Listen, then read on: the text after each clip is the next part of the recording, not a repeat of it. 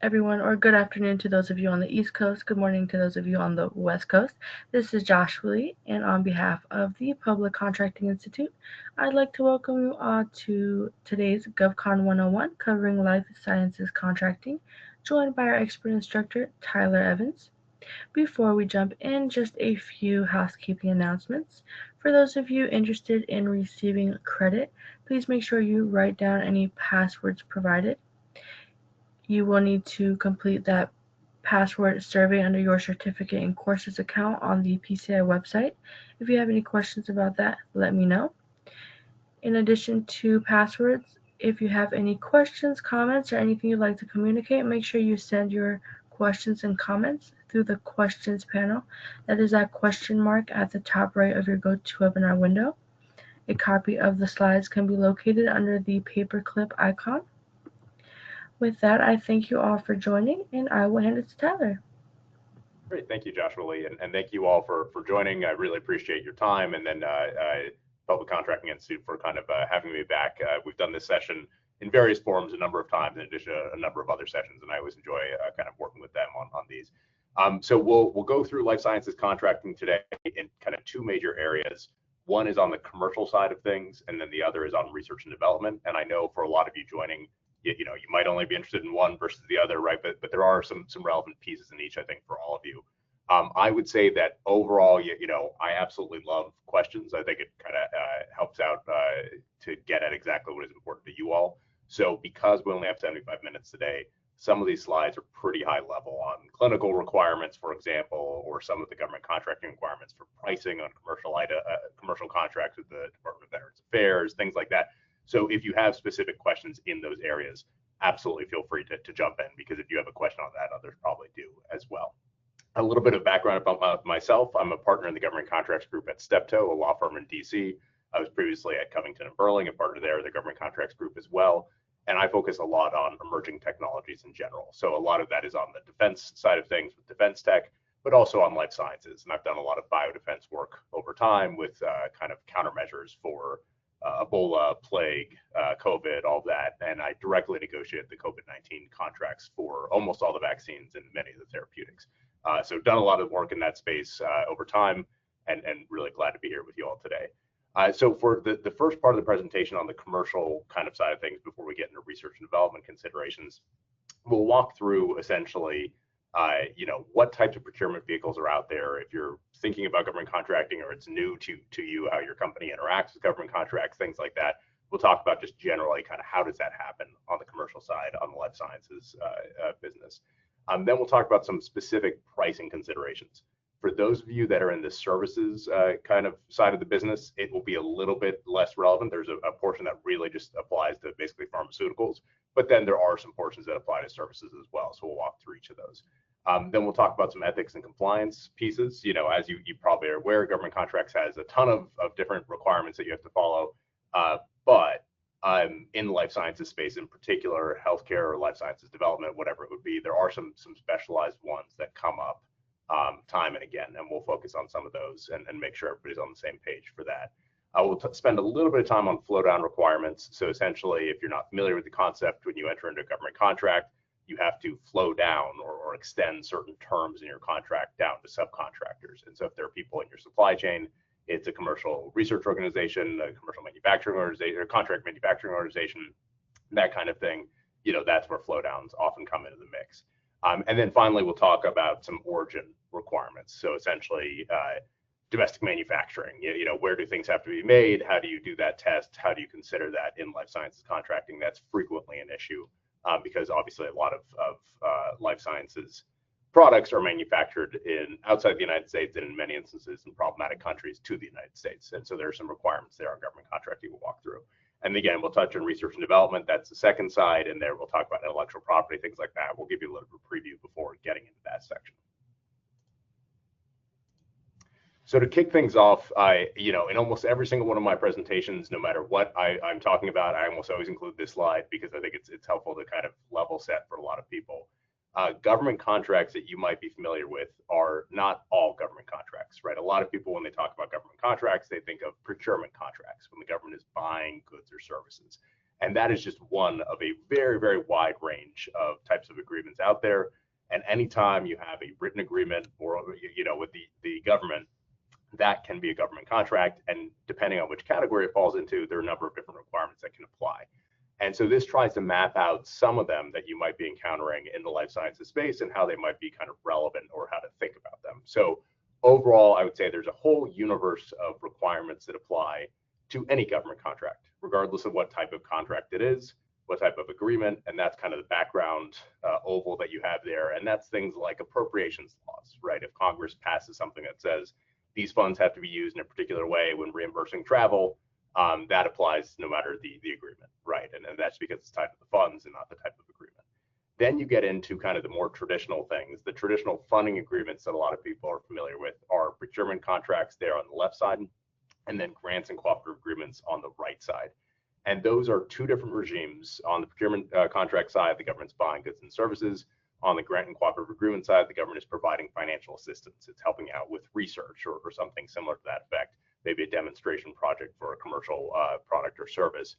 And that those two have two different sets of requirements. So you might be familiar with the Federal Acquisition Regulation applies to procurement contracts, whereas something called the Uniform Guidance, or 2 CFR Part 200, applies to grants and cooperative agreements. And there's a little bit of overlap. There are some cost principles, for example, some financial conflict of interest rules that we'll talk about that apply to both types of agreements. But in many ways, they're just governed by two separate kind of regimes out there. So I would always kind of keep that in mind. Those are to contrast with, you might have heard of, other transaction authority agreements, or OTAs. And that's a newer thing that you're seeing, especially if you're doing any work with BARDA, the Biomedical Advanced Research and Development Authority. Various components of the Department of Defense use these types of agreements. And those are something that are, they call them agreements other than contracts, grants, and cooperative agreements. So by definition in a statute, if a requirement only applies to procurement contracts, so the Anti-Kickback Act, for example, and we'll talk a little bit about that, it does not apply to OTAs because it says in the statute it applies to procurement contracts, while an OTA is other than a procurement contract. So that's why you have kind of a big separation between the two. OTAs are distinguished from, and you'll experience this in life sciences contracting on the research and development side, things like CRADAs, Cooperative Research and Development Agreements, MTAs, Material Transfer Agreements, Confidentiality Agreements, Clinical Trial Agreements, right? All of those types of things. And in those, a lot of requirements don't apply either. They're like OTAs in that they're not governed by much at all, except for maybe appropriations, restrictions, and some of the things in the background there, the background oval. But they're distinguishable and on the other end of this kind of graphic because OTAs are unique in that you can actually get funding through OTAs, whereas all the other agreements, there's no funding from the government. And whenever you don't have funding coming in from the government, it's a much lower bar in terms of restrictions and obligations that you have from a compliance perspective, because it's just not as much at stake to the government. Whereas when you have funding, a lot of this stuff kicks in. And that's why OTAs are kind of a unique animal in that you can have funding coming in from the government and then not all of these additional requirements that come into play as well. The other thing to just flag on this is that the IP terms, so there's something called the Bayh-Dole Act that we'll talk about in the second half of the presentation. It governs patents and patent rights, invention rights. That does not apply to OTAs. So OTAs are, again, unique because you can negotiate your intellectual property, whereas in procurement contracts, grants, and cooperative agreements, the intellectual property and data rights terms are largely set by statute and regulation.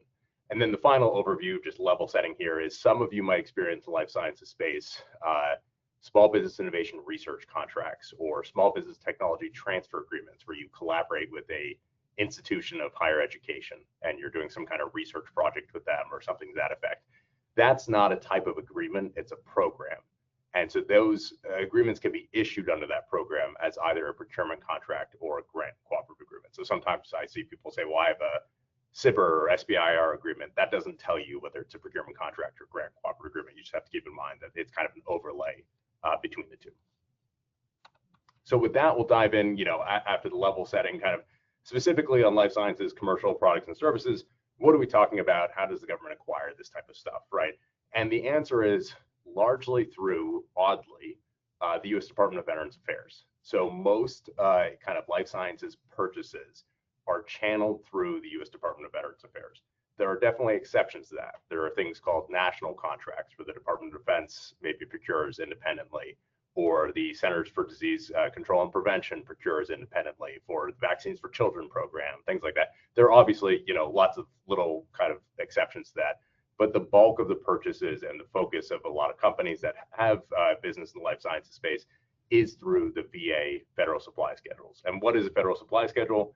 It's essentially a blanket umbrella agreement that just kind of is, it's not technically, but it's basically evergreen, right? It kind of will last for 5 years and then auto renew every 5 years, and it just kind of goes on forever.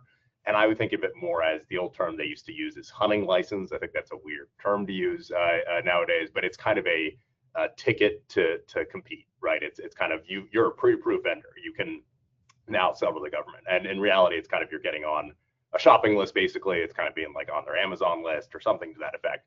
But that's what a schedule is. And so we have all of them kind of laid out here in terms of kind of where everything gets sold, but the VA maintains various different schedules. So there are these big umbrella contracts that everybody joins, and it will be 65 1B, 65B, right? All these different things. And you can kind of go through that list and see that they do it by product and service. So drugs and biologics are on 65 1B, whereas medical equipment, most medical equipment is on 65 2A. You have 3 different schedules that cover testing. So there can be the in vitro kind of diagnostic tests themselves as a product. There can be a cost per test sold as a product.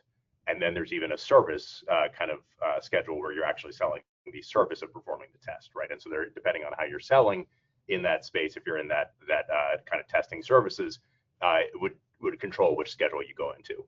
And then finally, there are some kind of random things out there like limited laboratory medical equipment for blood analyzers, things like that, where it's just an odd product of how things are broken down. The General Services Administration maintains its own schedule, and that's where the government buys paper and cars and everything you could think of in terms of their own Amazon type framework.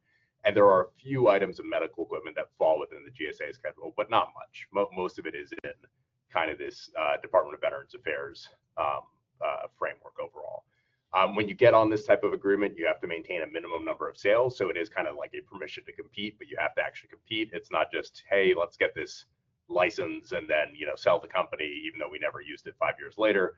And then also some people confuse them. Just if you're familiar with these concepts, the schedules are different from VA and Department of Defense formularies, for example, drug formularies, about kind of what they're willing to purchase and prescribe and things like that. That's a little bit of a different permission system, and it's not really the procurement of kind of goods and services like the VA schedules are. Okay, so what, I mentioned there are national contracts and things like that. Are there any other kind of major vehicles that come up? Absolutely, if you're selling products to the government, not services for life sciences, there are things called prime vendor programs. And so what often happens is you basically sell to a reseller to the government, and you don't go through one of these direct schedules. So it's a really odd system where the government still requires you to get on a schedule contract, but then they make all their sales through a McKesson or something like that. And that vendor kind of purchases from you, or is the distributor from you. And that's a whole setup program. They have one for pharmaceuticals in the VA. They have one for medical and surgical equipment and supplies in the VA. And then there's one for the Department of Defense as well, for both, I guess I should say 2, for pharmaceuticals, and then their kind of TRICARE mail order pharmacy type benefits. And in all of those, a vendor just basically acts as the reseller for everybody. And just flagging it here, there's some details here, but if you ever are kind of in the business of selling pharmaceuticals, equipment to the government, things like that, you'll probably encounter this prime vendor situation where you still have to go on the schedules, but then you're actually making your sales to this third party. And that's just something to keep in mind as kind of a aspect of the framework. So in terms of, are there any things unusual things that apply in life sciences compared to other government contracts when you're on these commercial sales vehicles? Absolutely, yes. The most important kind of aspect of that is there are price controls. So you don't hear about this a lot, but there have been price controls since 1992, quite a long time. And essentially what happens, it's not styled as that way because, you'd hear it all over the news. They aren't truly price controls. But what the government says is, okay, if you're a pharmaceutical manufacturer seller, so it would not be for services. And this is, you can see at the bottom, the covered drugs there. Essentially, it's branded pharmaceuticals and any biologic. so branded drugs and any biologic, not generics. But if you fall into those two categories of kind of covered entities, well, then what happens is in order for you to get Medicaid reimbursement, which is a huge kind of portion of business for a lot of companies, or to receive any funding from any government contractor that receives any funding from the Public Health Service. So that can be, I'm sorry, under the Public Health Service Act. So that can be most entities you would deal with as a pharmaceutical company. And to receive any kind of payment from the Department of Veterans Affairs, the Department of Defense, the Public Health Service, the Coast Guard. So a whole range of your business.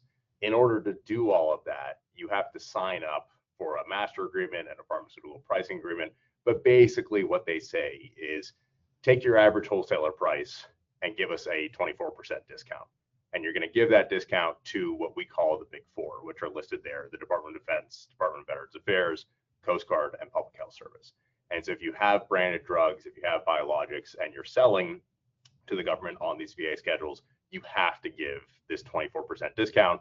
And it's kind of, locked in at the beginning. And then you can only increase it by the consumer price index every year, if that, right? It's a very hard thing to kind of increase over time. And so that kind of system is a very, very key aspect of government contracting.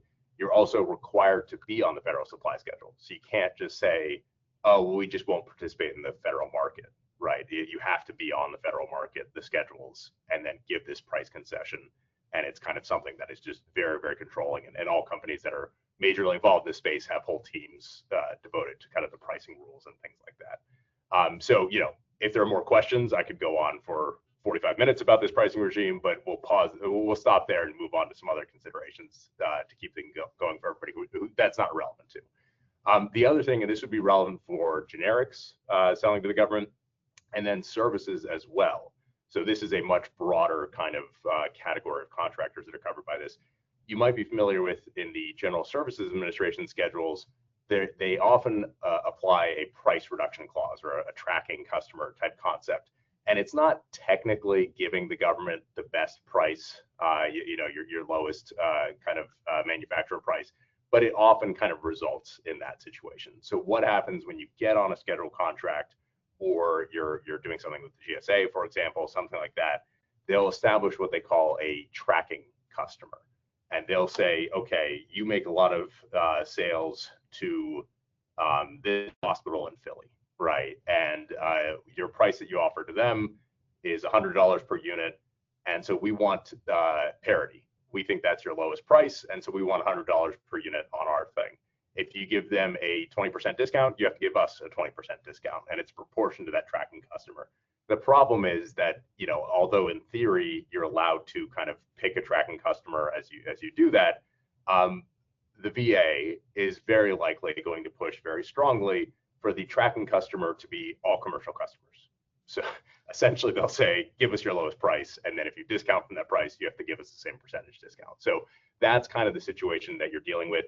It's a big deal in kind of for government contractors, because if you mess up on the price tracking and the reporting and giving a discount and all that kind of stuff, and this happens continually, and you have so many transactions going on, all of that, that's where a lot of False Claims Act actions and enforcement proceedings come from the government. So if a company is in trouble in the life sciences space, it's probably kickback related or some kind of pricing related issue, right?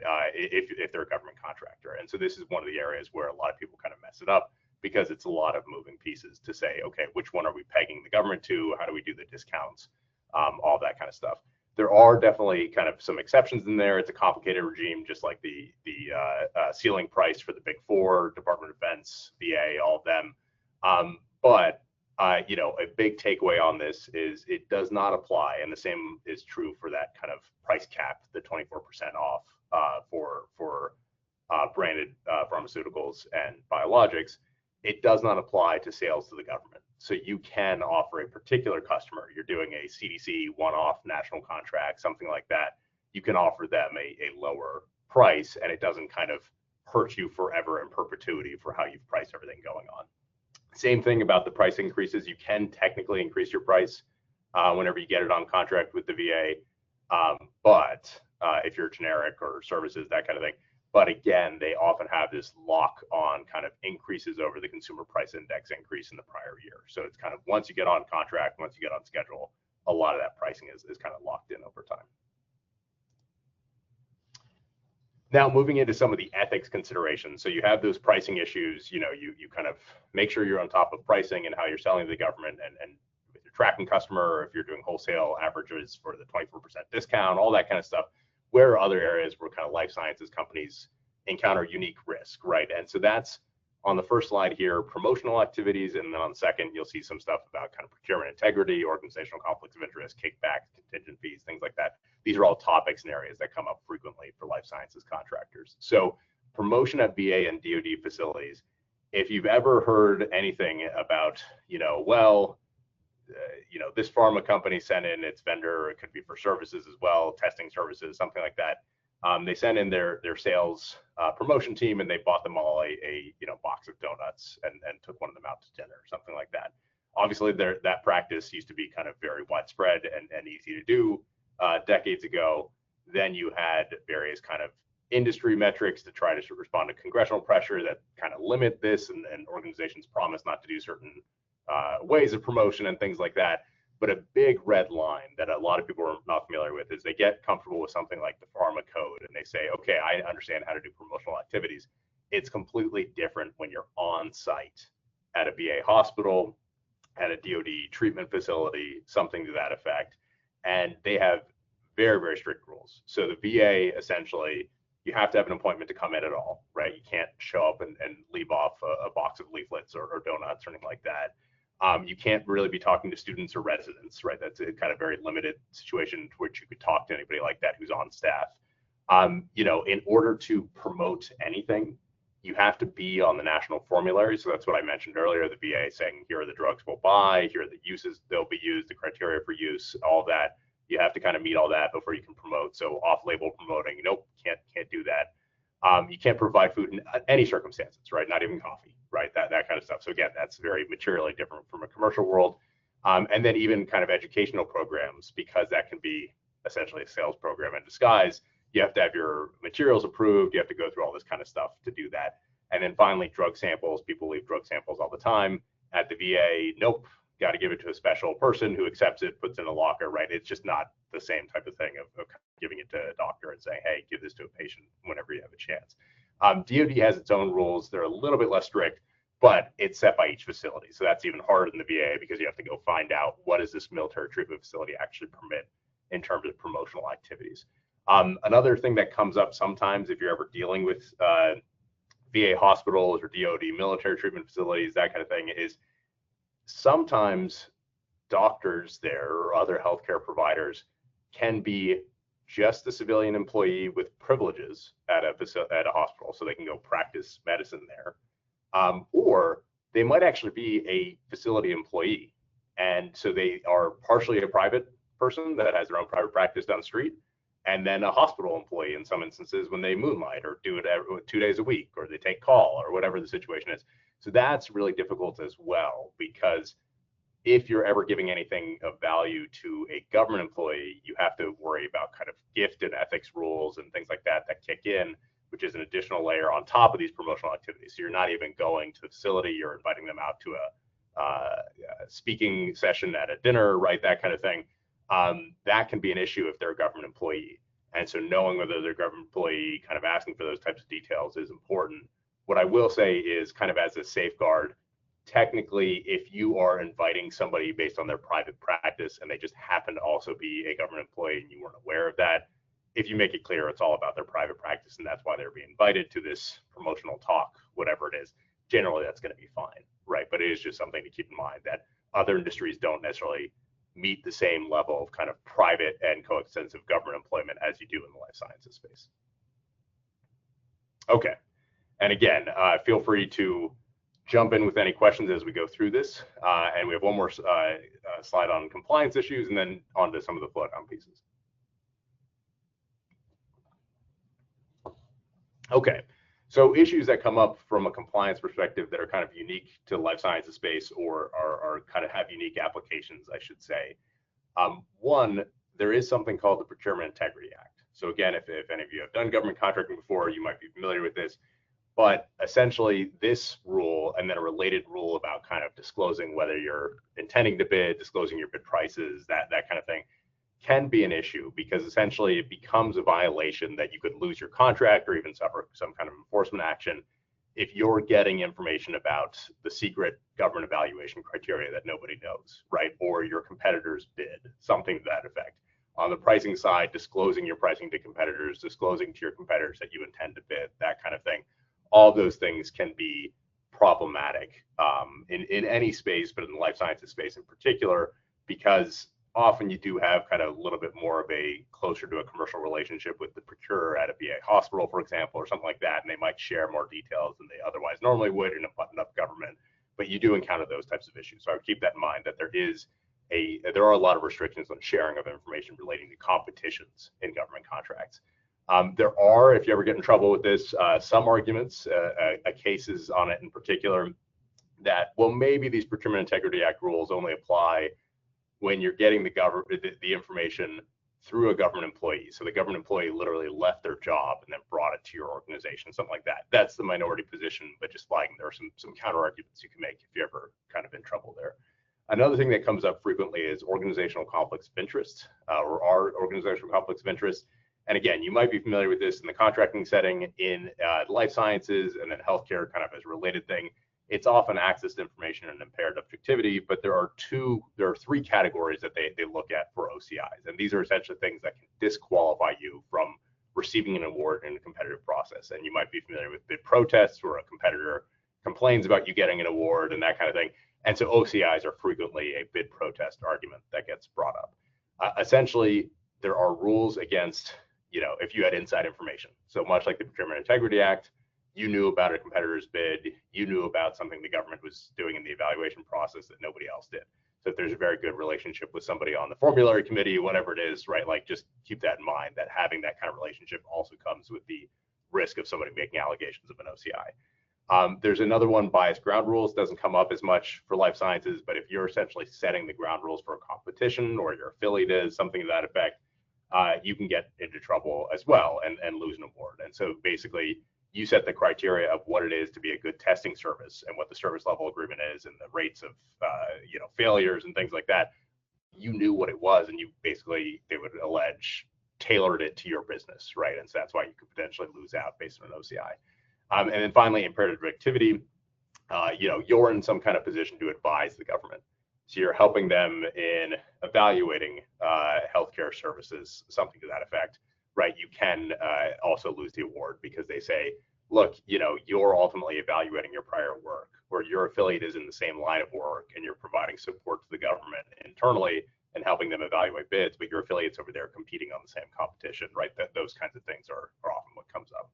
And then the last two, kickbacks and then contingent fees. So kickbacks, I always like to reference because in the life sciences space, a lot of people are familiar with the traditional kind of anti-kickback statute, which is just a generically applicable to commercial entities as well in kind of healthcare and to a lesser extent life sciences. There is also a kickback act in government contracting that says you can't give or receive, so you're the prime contractor or you're a subcontractor, whatever direction, some kind of favorable treatment for the award of a prime contract or subcontract.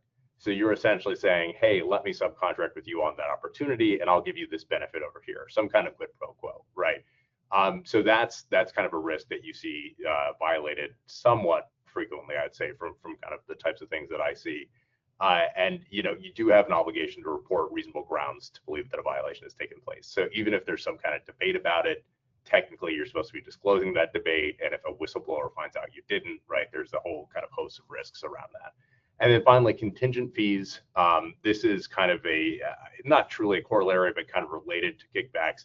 You can't essentially get some kind of fee based on the award of a contract or pay some kind of fee, right? And so a classic example is some consultant told you they're going to introduce you to government contracts, and it's not going to cost you anything, or it's going to cost very little. But if you get the award, they're going to take 10% of the award or 5% of the award, something to that effect. That is often prohibited. There are two major exceptions to that, though, especially on the commercial side of the house compared to kind of more research and development. One, there's a particular clause. It's called the covenant against contingent fees that has to be in your contract that you get from the government. That is not supposed to be included in contracts for commercial products or services. That's a defined term in the regulations, right? But generally, if you're on these VA schedules selling something that's kind of commercially available out there, you're going to qualify for that status. And so if everything's going according to plan, you don't need to worry about the contingent fees, as long as it's kind of not getting that clause. But if you're doing any kind of research development award, you're doing some kind of directly negotiated award with the government, that kind of thing, there is a chance that they treat it like a non-commercial contract, and then you get this clause in there. So I think it's important to consider both on the R&D and kind of the commercial side, because I have seen situations where I would say it should be excluded, but you still get that kind of term in there at the end of the day. All right, now on to flow downs. So again, just kind of hitting all the major points. If you're doing life sciences contracting for the first time, or it's kind of newer to you, gone through the compliance, gone through pricing, which contract vehicles, what happens when you get the contract, how do you have to work with third parties? So there are flow downs in government contracts. I mentioned this, if you have terms in your contract, you have to extend those to your subcontractors. And if you've never seen a government contract, essentially, you'll see a very, very long list of clauses that just say, like you see there on the left two columns, bar 52.203-12, limitation on payments influence certain federal transactions, period. That's it. And what that means is you have to go to the FAR, which is Title 48 of the Code of Federal Regulations of the United States, and look up section 52.203-12. And there are, hundreds, if not thousands of these sections, and it's a full clause that goes in there.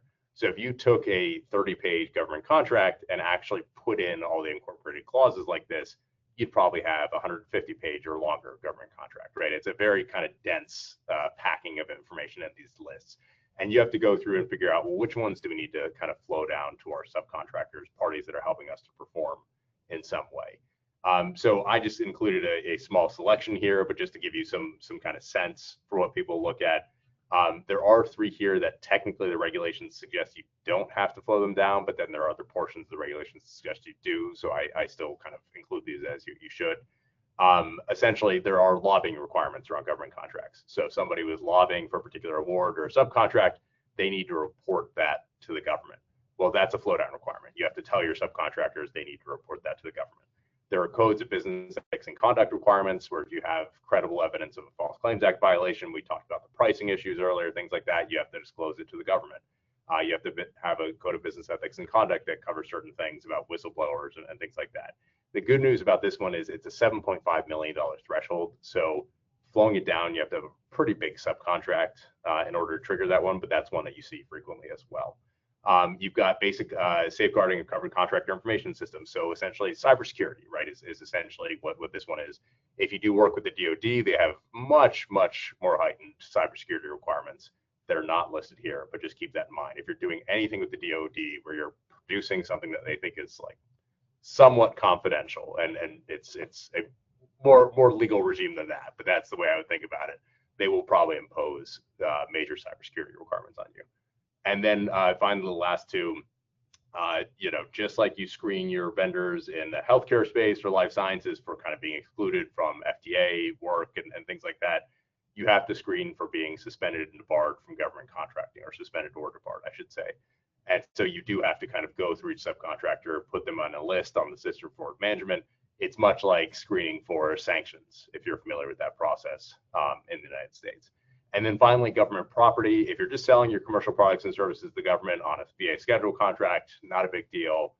But if you're doing anything that's research and development related that has a cost reimbursement component, I like to pull this one out, because if the government is reimbursing anything and you're producing something in performance or acquiring it in performance, the government can actually get title to those goods and materials, even if you're never supposed to be delivering them to the government. So it's an area where a lot of people kind of trip up and don't realize they have disposal requirements, use them, and then that's unauthorized use of government property, right? So there's a whole kind of list of things there. Now, on the other side, I mentioned that, you have procurement contracts on the one hand, and then kind of financial assistance agreements on the other. Financial assistance agreements have their own flow down requirements. There are some that overlap, but I would say as a rule, it's a much lower amount that you have to flow down on the financial assistance side. And aside from some of the lobbying issues and things like that, you've basically got a lot of non-discrimination requirements. And these are not the Office of Federal Contract Compliance programs of affirmative action and things like that that you heard were kind of discontinued at the beginning of the year. These are basic don't discriminate on age, sex, religion, things like that, disability status. And so these have not been revoked, right? They're enshrined in law, and so you still have these kinds of things out there. And we've got one quick question, and again, absolutely, please jump in with any questions as we go through there. So are there any FAR or DFARS clauses that if a prime contractor does not flow down to a subcontractor, that could still be legally binding on the subcontractor by law, even if not referenced in the subcontract? So that's a great question. So we're not on the financial assistance side, but we're on the procurement contract side, this one here. And essentially, you'll probably get slightly different answers about this, but I would say only on the margins. The general rule is most of these clauses in government contracts do not apply by operation of law. So I would take a look at it from the prime contract level first. If something's in your prime contract, you have to follow it. If it was supposed to be included in your prime contract but isn't, unless there's some kind of statute that says you still have to do something, so the Anti-Kickback Act, you still can't violate the Anti-Kickback Act, right? But if it says submit reports every year and you don't have a contract clause on that and there's nothing in law otherwise, like a statute that says you have to do that, the FAR is not kind of an automatically binding situation when it comes to all these FAR 52 clauses that have to be included in contracts. There is an exception for that. It's called the Christian doctrine, named after a case. And essentially, it's a terrible doctrine that says, well, if it's a really important requirement and it's been around for a while, you should read that into the contract. So you just have to look at cases and figure out, I think there are like 20 clauses that have been figured out to be under that. The reason why I mention all that background detail, though, is that doctrine does not apply to subcontractors, period. That's clear in the case law. So a lot of people get confused about that and say, well, maybe we missed one, but we can still rely on Christian and argue it should have been, very important. And so that's why it was included in subcontract. It doesn't work at the subcontract level. So if it's not in their subcontract, it's a violation for you to not flow it down. Whether that actually means anything is a different story. But I think a good example I've seen is a subcontractor has a cyber breach and you didn't flow down the cyber clause. The government's not going to be too happy about that and will probably pursue something against the prime contractor, right? So it's those types of things you want to be worried about overall. And then I would say, again, just as a background rule, a subcontractor, regardless of the clauses in their contracts, still cannot violate the Anti-Kickback Act, right? So there's still these kind of overlying statutory authorities that still apply in the background, regardless of what clauses are flowed down. But many of the clauses are just operating by themselves. There's no kind of background statutory framework, and so if you don't flow it down, you don't necessarily get kind of the protection, and you're not giving credit as a prime contractor because you missed flowing it down, essentially. But great question. Yeah, so somebody's asking about the Christian doctrine not applying to subcontractors. I know that's a shock because it's with question marks and exclamation points, which I appreciate. Yes, that's something that people get wrong all the time. I will say it's not a Supreme Court thing, right? The Supreme Court has never said that, but the Supreme Court has also never really endorsed the Christian doctrine in that way either. But all the courts who have looked at this issue have said the Christian doctrine does not apply to subcontractors. All right. So then the last piece of the commercial one before transitioning, we're at about our halfway point here in a couple minutes to kind of the research and development side of things. And the research and development can get somewhat complicated. So, feel free to jump in, love questions at any time. So the last piece is kind of these origin type issues. So when do you have to make sure that your products being sold to the government are manufactured in a particular location, something like that? I will say technically one of these requirements, the Trade Agreements Act, the one on this slide, does apply to services, but the test is something like, where is the company incorporated that is providing the service? So unless you're incorporated in Europe, you're going to be an American service, right? Is basically it. Even if you're providing it elsewhere, it doesn't make sense, but that's basically the test. So it rarely really comes up. So it's mostly a product-based issue. And you might have heard of the Buy American Act, which says products have to be manufactured in the United States and a certain percentage of components in many instances have to be also from the United States. That often gets superseded in life sciences and elsewhere. But the Trade Agreements Act essentially supersedes that. So when the Trade Agreements Act applies, the Buy American Act goes away. And that's why you often are only talking about the Trade Agreements Act in the life sciences space. I think in your slides, I put 183K. That was the threshold before they reduced it last year. So apologies for that. But the current threshold that changes every 2 to 3 years is 174K. This is the first time I've ever seen it decrease, actually. And it's essentially saying, okay, if the transaction with the government, not the subcontract, not like the ultimate final transaction with the government, is valued at 174,000 or more, well, then the Trade Agreements Act kicks in. That is valued typically at the highest possible value. So the GSA, the General Services Administration, and the Department of Veterans Affairs both take the position, once you get a scheduled contract, basically the Trade Agreements Act automatically applies to that agreement, because even if they order 50K under that, the total potential value is something like 100 million, right? So they'll take the 100 million total potential value. So it's not how many orders you received, it's typically your ceiling that they'll look at in many of those instances. So what does this mean? Essentially, it says the product that you're offering to the government has to be substantially transformed in a designated country, which is a pre-approved country, a list of okay countries. Basically, they're countries with free trade agreements in some aspect or another with the United States. It's usually easier to talk about it as to which countries are not covered.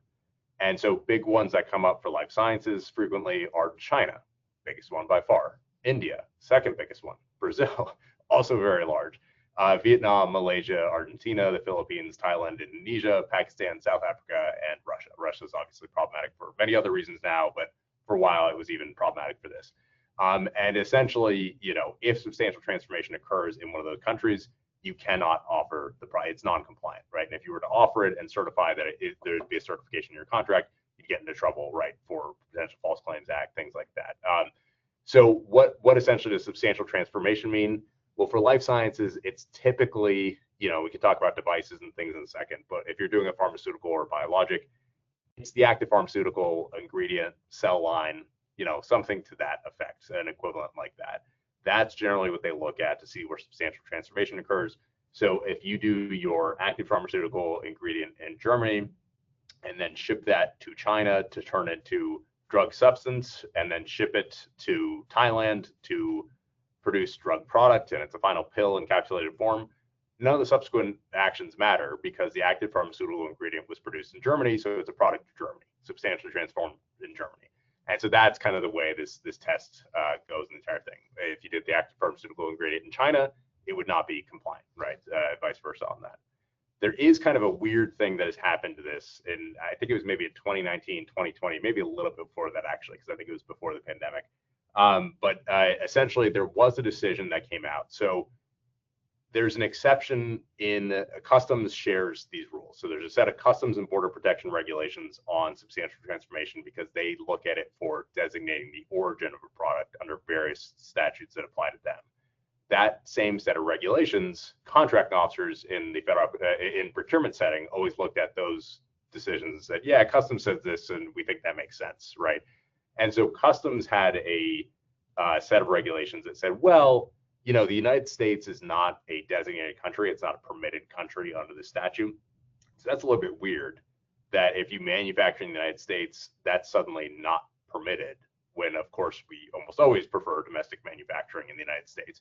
So they came up with this concept of US made products. And so all the clauses for customs say it has to be substantially transformed in a designated country, or it has to be a US made product.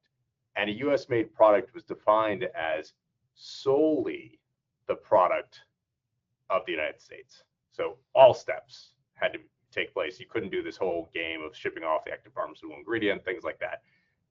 And essentially, in translating those rules to the Federal Acquisition Regulation, somebody screwed up and left out the word solely.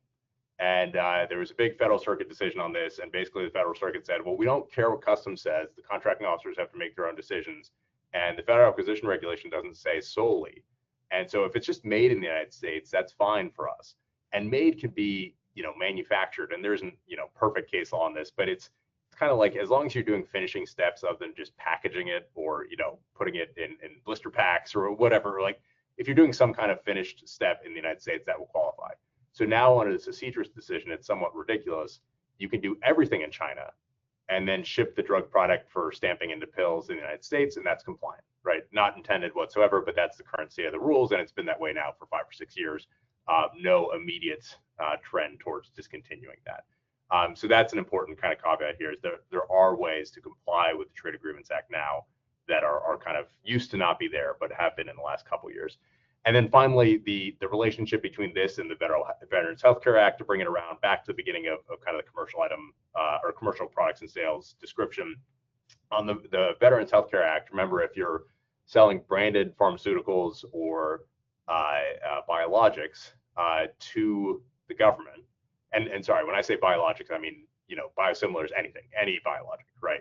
If you're selling any of those, then you have to offer your products for sale on the federal supply schedule if you want Medicaid reimbursement and payment from all these entities, basically, right? So you almost have to do it.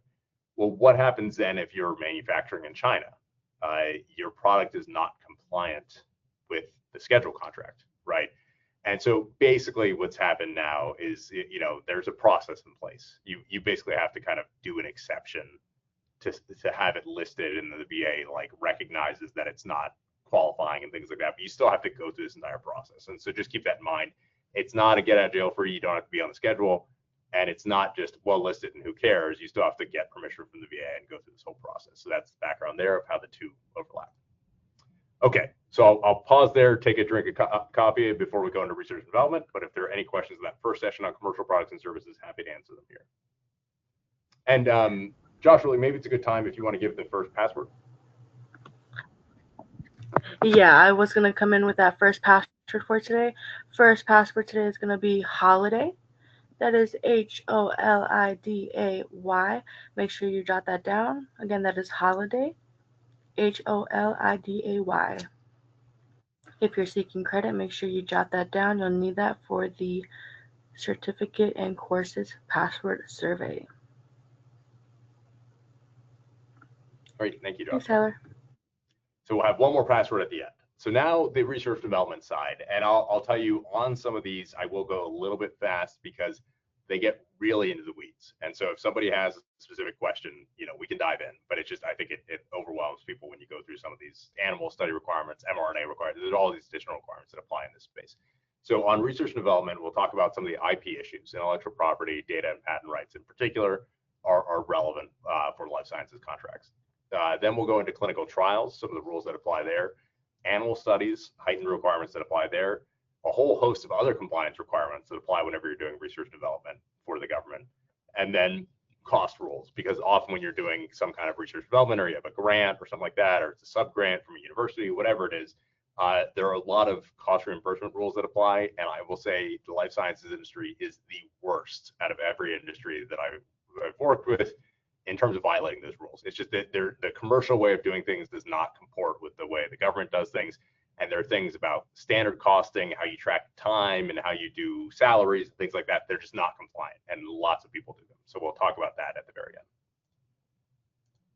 Okay, so intellectual property, I think here it's just important to realize, we'll talk about patents in a second, but data rights is a big thing in government contracts that doesn't really have a commercial analog. So in the commercial space, you have everything there on the right. You've got copyrights, you've got trade secrets, mask works, which are kind of the design and topography of a semiconductor, a chip, right?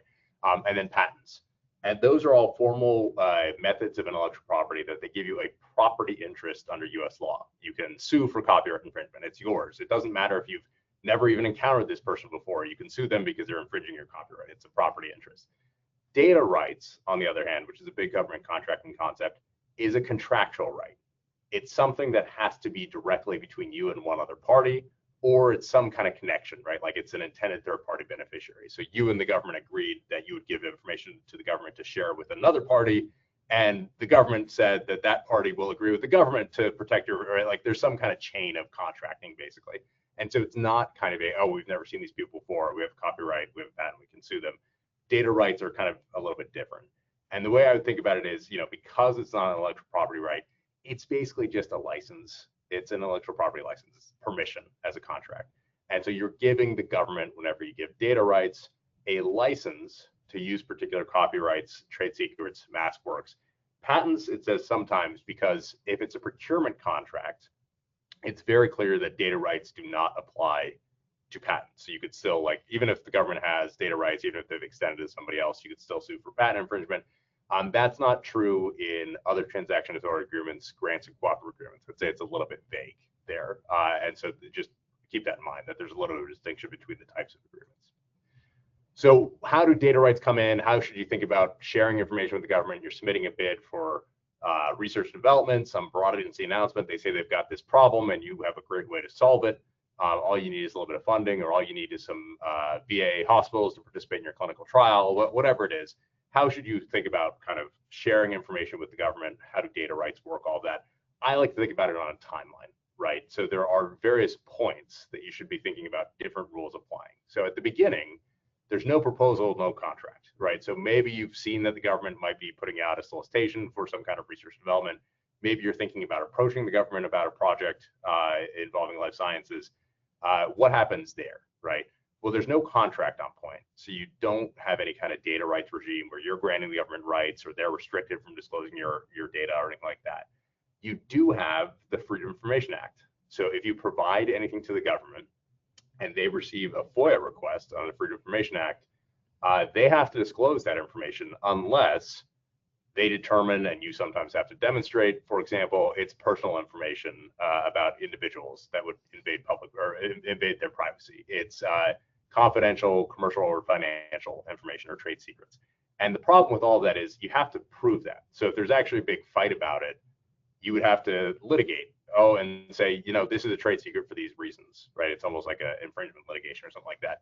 So there are a lot of instances where the government receives information and you might not have a lot of control over them disclosing that if you're just relying on FOIA exceptions alone, because you'd have to litigate technically to enforce it and then even make arguments about why it's protected in some way. You'll often hear federal employees say, doesn't matter, we're subject to the Federal Employee Trade Secrets Act. It's a crime for us to disclose or provide your information or trade secrets. Well, that act is never enforced, ever.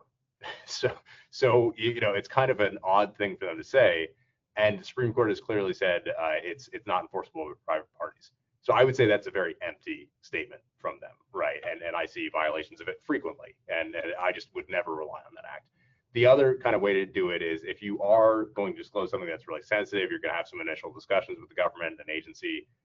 You can enter into, back to our original slide of all the various different types of government agreements, you can enter into a non-disclosure agreement with them. Nothing prohibiting them from doing that. It's a simple agreement, no payment involved, so no compliance obligations. And you are just having them promise that they're not going to use or disclose your information without authorization. That's kind of the gold standard, because if something bad happens, you now have a breach of contract action against the government. You could get damages, things like that. In the FOIA setting, you're not getting damages. You're just paying a lot of money to have lawyers make arguments for you if the government disagrees with your position. So then what happens for proposals, things like that? Well, whenever you're doing proposals, you have a little bit more of a protected regime. So there are actually regulations that apply and say, well, if you're submitting the proposal, there's some statutes that say a lot of proposals can't be disclosed. You'll have markings that you get to apply in the Federal Acquisition Regulation. So that's actually a pretty safe situation as long as it's formally within a response to a solicitation, right? You're not kind of just randomly approaching the government. So proposals, generally, you have to mark them properly, but that's generally a safe space. And then finally, you get to contracts. Well, now you have the standard data rights regimes. And so that's, your contract says what the government can and cannot do with the data that it's getting from you. You have a clear breach of contract action if they're kind of mishandling it. You do have the Freedom of Information Act still applying in the background, but a lot of times, if you've designated confidential, you have a contract right already saying they can't disclose it, you're going to have a much easier time making arguments under the Freedom of Information Act. And in fact, there are even some cases that should suggest if the government's contractually agreed not to disclose it, they can't disclose it under the Freedom of Information Act. So that's a great thing. The one thing I do like to highlight here is some people rely on delivery. So they say, well, as long as you don't give it to the government, it doesn't matter. They don't get any rights. That's not correct. So anything that's generated in performance of a government contract, the government can get rights to that. It doesn't matter if you never deliver it. And why would that ever come up? Well, what if it's shared on another contract? What if they get it from a third party that got it from you? What if they demand it through a data ordering clause or through a Defense Production Act order or something to that effect? So there are ways they can get that information. And if they have rights to it, they have the rights. It's not like oh, well, we never delivered it to you under that contract, so it's void. That's not how things work. Some people suggest that, but that's definitely not supported by any of the regulations. So what are data rights? Kind of the last slide on this. We'll walk through this kind of quickly, but there are situations where the government gets everything, right? You can still use the data yourself, but the government can use the data for any purpose, even to give it to another party for commercial purposes.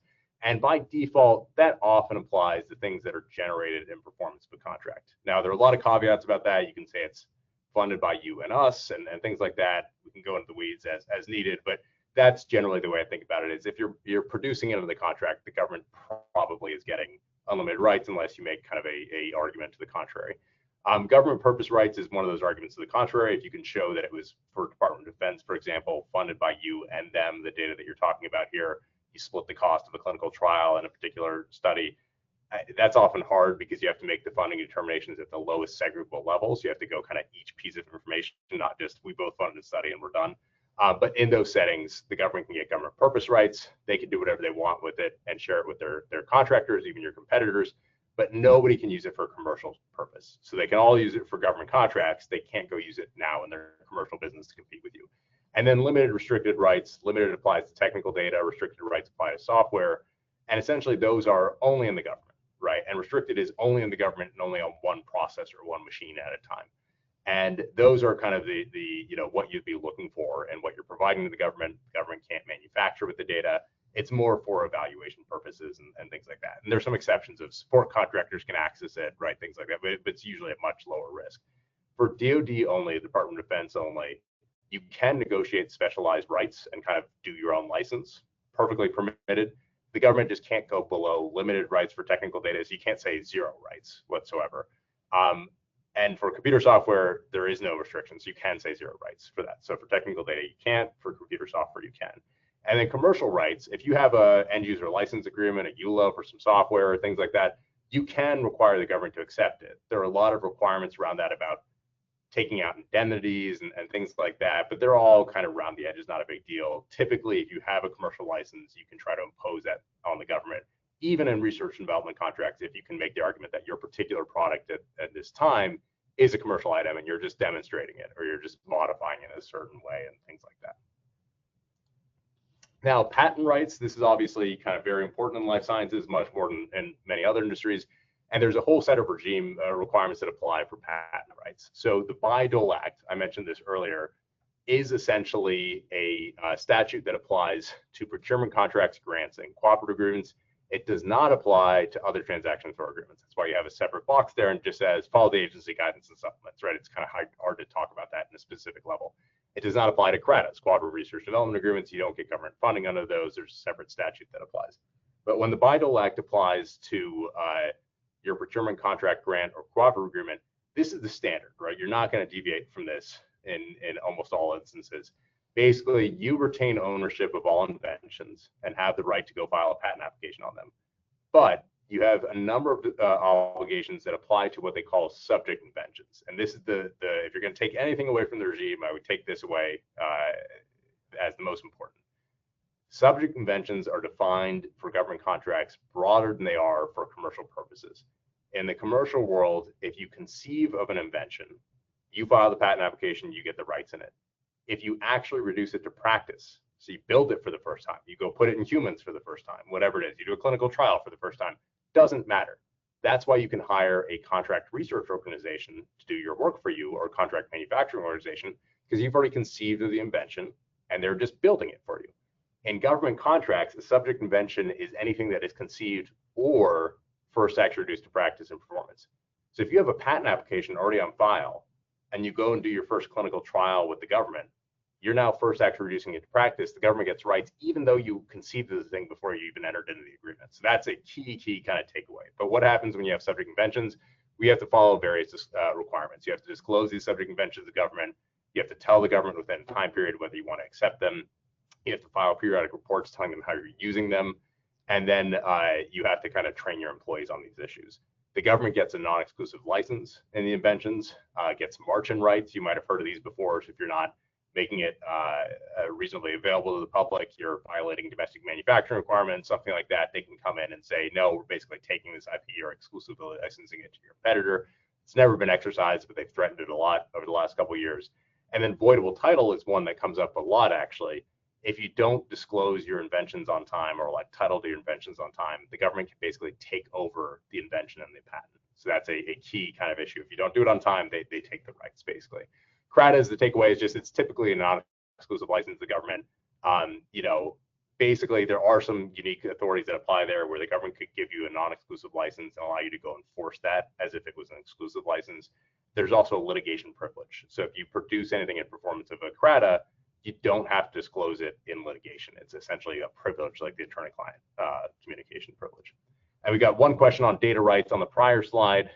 So essentially, the difference between the U.S. government has unlimited rights for OMIT, even when the data came from private funding is marked as limited rights. So this is a advanced topic, but a very good question. So essentially, there are circumstances, typically for the Department of Defense, you determine data rights based on how something was funded. So if I funded it at private expense or the government funded it with its dollars, that kind of thing. And when you have private expense, that's where you get limited rights. So what happens is you come into the contract, you say, well, we did all the development work for this. We developed it at private expense. If we're going to give it to you in a report, it's subject to limited rights. You can only use it in limited purposes in the government. You can't manufacture with it. You can't share it with other contractors, things like that. There are some overrides. So for the Department of Defense, there's something called Operation Maintenance Installation or Training Data, OMIT data. And, this is supposed to be like the instruction manual for operating the machine, but the government obviously has, expands where it can and has interpreted that much more broadly. But OMIT is an exception. So even if you privately funded something and you give it and it's OMIT, another would be form, fit, and function data, general characteristics of the item, things like that. The government can still get unlimited rights to use that information. And so I think there, it's different because even though you would normally be able to say it's limited rights, private expense, that's how we market, that's what it is, there are some overrides. And so if data falls into one of these overrides, basically you're out of luck, and that's it. Two kind of other caveats. One, if you give the government unlimited rights in something, you've probably destroyed any trade secret protection in that. So that's why something like OMIT can be very damaging. Two, OMIT does have not an exception, but an exclusion that a lot of people never reference. The way it's defined in the regulations is technically operation, maintenance, installation, and training data, essentially parentheses, except for detailed manufacturing and process data. And so, of course, every time the government comes to one of my clients and says it's OMIT data, we come back and say, no, this is detailed manufacturing and process data. So you always have a lot of back and forth on those two issues. Okay. So now into some of the more technical things. And again, we're just going to hit on these at kind of a high level. I included more detail if you want to kind of read them and look up some materials, but this can get pretty specific. So I just want to kind of flag that these things are out there. So basically, if the government is ever funding or supporting, so the VA hospital is just helping you out with your clinical trial and it's a clinical trial site, for example, that's support. They're giving you some items, some materials that they've tested before. That's support, right? Personally identifiable information that they collected, that's support. So if the government is supporting clinical trials, a heightened set of rules applies under what they call the common rule. And that goes on top of US Food and Drug Administration regulations. So if you're ever doing clinical trials that are supported by the government, you have to keep this in mind. There's this whole set of regime, or this whole regime that applies to that kind of stuff. And so when does that apply? A little bit more detail here. We just talked about kind of the various forms of support, but there are, a few kind of takeaway things. You have to be engaged in human research. So if you're considering kind of where you are in the chain, if you're just a contract manufacturing organization, no, you're not going to have to comply with this. But if you're the contract research organization and you're helping to collect personally identifiable information or informed consent of subjects or something to that effect, yeah, you could absolutely be covered. And then the other kind of thing that often comes up is even if a prime contractor is virtual and contracts all of its clinical stuff to somebody else, a contract research organization, the prime contractor, no matter what they're doing, is always covered.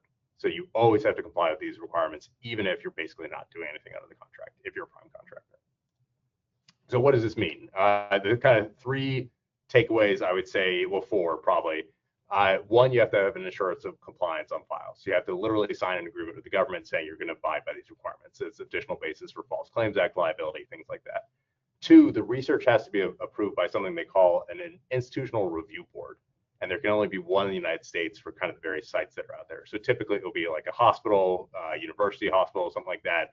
They have a board that reviews this stuff, but you still have to have somebody on file that's doing that. There are various requirements that are kind of built in and listed there for what the board has to kind of have in it. There are broader mandatory reporting obligations as well. So it's not just the FDA, adverse event reporting. You have to report unanticipated problems. So if a patient has a drug problem that has nothing to do with the trial, has to be reported. If a patient gets misdosed but there's no reported effect, has to be reported. If the biologic agent was supposed to be screened for diseases, wasn't screened, but they screened it later and it was totally fine, has to be reported, right? Like any kind of non-compliance has to be reported. So it's much more reporting obligation. And then there are higher informed consent requirements as well. And that applies in connection with the Privacy Act. We have that on another slide. But basically, you have to you can't just do blanket consents. You have to really talk about how the data could be used in the future, things like that. So just a list of exceptions here. We won't spend a ton of time on this, but just there are some exceptions that are kind of carved out for common rules. So if you're just providing commercial services that you'd provide for non-research purposes, so you're the laboratory, right, doing the tests. No, you're not covered, even though you might be handling some of this information and material. Other ones that could be relevant, you're only receiving coded private information. So you're helping do an evaluation of the study, but it's all coded, right? That you wouldn't necessarily be covered just based on that. You're only releasing identifiable information. So you're not kind of, you're the site that collected it and then releases it out, but otherwise you're just a hospital and not involved in this kind of stuff. Sometimes you can avoid the requirements there as well. Animal research, another one that comes up is you do absolutely have heightened requirements whenever you're doing work with the Public Health Service. That can include CDC, FDA, Biomedical Advanced Research Development Authority, NIH is the biggest one, National Institutes of Health. And whenever you're doing that work, and DoD and others, Department of Defense and others can require this by contract as well, you do have to follow heightened animal care requirements, which apply, unlike the Animal Welfare Act in the commercial setting, to birds, fish, and then most importantly, rats and mice. So even really early stage preclinical stuff has to comply with these requirements. And essentially, it's like an IRB on the previous slide for clinical research. You have to have a special committee that reviews animal stuff. You have to report whenever there's something going on with that. There are a whole host of membership requirements that apply to IACUCs and kind of that specific committee and how it reports everything kind of going on. And then the kind of last overarching one before a kind of smattering of a grab bag of ones is there are also investigator financial conflict of interest rules. So if you're ever doing research kind of work for, again, the Public Health Service, but other agencies can require this as well, like Department of Health, Department of Defense, you have to, for both your clinical work and your non-clinical work, including even beyond animal work to in vitro work. So very, very early stage cell-based, petri dish-based stuff. You have to have a program in place for investigator financial conflicts of interest. And essentially, you have to have people who are working on these projects report when they have conflicts of interest, and then have a whole regime around it, have a policy posted on your website about how you have to deal with it, all that kind of stuff. And again, there are more details here, but the big takeaway is on this slide, what does that mean? You have to have the policy, like I mentioned.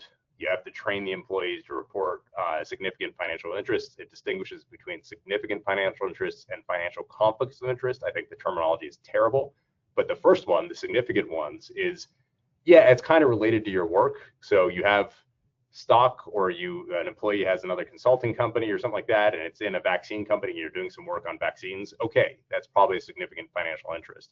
But then a financial conflict of interest, which is a heightened bar that then says, well, when does it have to be reported to the government, is somebody determines within the organization, the contractor, that it's related to the work at issue and it could impact the work. So, they own a stake in a company that's doing a vaccine for Marburg virus, and we're doing work on Marburg virus. That's clearly a financial conflict of interest that has to be reported. If it's another vaccine that's totally unrelated, pediatric cancer or something like that, probably not. But the point is there has to be a process in place with the contractor to review this kind of stuff and then report it out if needed. Again, I mentioned there has to be training. And then when you work with subcontractors, you actually have to kind of flow this down to subcontractors and say, you're either abiding by our policy or you're handing us your version of the policy to show that you're complying with this stuff. If you search any major pharmaceutical company and say investigated financial conflict of interest, PHS, right, in Google or something like that, you'll get examples of policies, right? Because they have to publicly post them. So you'll see how this kind of stuff operates if you do that. Another thing that has come up over the years, I won't spend a ton of time on it, but if you're doing work for NIH in particular, DoD as well, there are a whole host of rules on reporting what they call other support or ex-US components work, foreign components is what they'll call it. Other support is basically if you have any personnel who are not just employees for your company, but they're doing some consulting on the job on the side. It's a university professor who has his own company, that kind of stuff. They're getting any kind of individualized support. So not working through the company with another company, but they have their own institution or whatever it is. All that kind of stuff has to be reported. If they're getting kind of invites, talks, potentially that has to be reported, right? So there's all sorts of things about getting to the disclosure of interests for the people who are conducting the research. Same kind of thing for ex-US components. So foreign work. If you're doing any foreign work under an NIH agreement and most DoD agreements as well, probably has to be reported. And for NIH, that can even include through your affiliates, right, for the contractor and things like that. So you just want to be heightened about this kind of stuff because there was a period of time, 2018 or so, where a very kind of anti-China policy came out, and there were a lot of enforcement actions and even some criminal prosecutions relating to not reporting this stuff. So it's much more serious than it used to be that when you get one of these agreements and they ask you to report this kind of stuff, you really want to ask people for complete details about all the types of things that they're doing out there. And then this one is, again, super specific. But if you do any kind of research with mRNA, so CRISPR editing, things like that, anything technically recombinant or synthetic acid, nucleic acid molecules, there is a set of requirements that applies whenever you're doing work with NIH or, again, any agency that requires compliance with these guidelines by contract. And the big thing here is if you accept it for research, if you accept government funding for this recombinant or synthetic nucleic acid molecule in the United States, that type of research, all of your research for that type of work is now covered by this policy. Not just the government work, all work, including your commercial work. Doesn't happen if you're outside the US, it's more limited to the work at issue, unless you accepted funding for some kind of product itself. So you accepted government funding for a vaccine that involves mRNA. Now that vaccine and all trials involving it and things like that, it's carried with the product. Now have to comply with the requirement. And basically, it's very, very detailed facility requirements on kind of biosecurity, things like that. Certain research, increasing resistance in genes and things like that has to be approved by a higher committee. A whole host of kind of compliance obligations that go along with that type of research. And then I mentioned the Privacy Act earlier, but there are heightened requirements whenever you're doing procurement contracts, in addition to the common rule that, look, you can't even use kind of blanket consent type stuff. If you're going to be using information elsewhere, you have to tell the patient very specifically how it's going to be used, what the specific subrecipients are going to be. It's not like the commercial world of kind of blanket consents that go out there. So just keep that in mind. And then there's also a certificate of confidentiality. You might have seen this before, where if you obtain clinical records and maybe there's a subpoena about those clinical records, things like that, there is actually a statute, and it now applies automatically to all government funding. And that's why I included here that basically you should be resisting that subpoena. Essentially, there's a statute that says you should not be disclosing that information. There's some ambiguity around state open records laws. So if it's like a state hospital, state university, there's some ambiguity there. But there are kind of heightened restrictions when it comes to informed consent and how you handle personally identifiable information whenever you're doing kind of work with a government contract that involves that type of information. And then the last two pieces here, and a couple minutes left, I just keep in mind, whenever you're doing work with the government, you can have heightened controls that apply with export controls and other kind of national security things that go on. So the ones I've listed here from the International Traffic in Arms Regulation, the ITAR, if you accept DoD, Department of Defense funding for something that helps monitor chemical or biological agents, right? That could be kind of very innocuous, but it's helping to monitor that. Or developmental countermeasures, which is super broad, basically any countermeasure in development. And your agreement doesn't say, oh, by the way, this is for both commercial and DoD purposes. Under the ITAR, it's automatically covered, and you have major export controls applying to your information on that agreement. So just keep in mind when you're doing work with the DoD, if you don't contract properly and put things in your agreement properly, you can trigger some major export controls. There is a list here of other ones that apply, obvious things for working with Ebola, stuff like that. You could get some export controls on that. There is a new set of policies coming out for dual use research of concern, which is essentially when you're doing kind of genetically modified organisms, things like that. That's still pending. So I won't spend a lot of time on that. Just realize there's already supposed to be a new policy issued. They're still in the process of issuing it. They're a little bit late, but it's going to be like when you're doing something like working with anthrax and modifying it in some way, you have to comply with these additional kind of oversight and disclosure requirements, internally review it, report to the government, all that kind of stuff. So those are the major ones there. And then our last slide, I know we're just at time or a minute more. And there was one quick question. If a contract with FDA or CDC does not contain 45 CFR 94 or mention PHS, yeah. So technically for that question, this is one of those requirements that's not like the FAR, right? So the FAR doesn't apply in that way where it applies by operation of law. There's a separate set of regulations that does apply by operation of law. So even if your agreement does not reference financial conflicts of interest requirements, you could still be subject to them because it applies in the background as a background statute.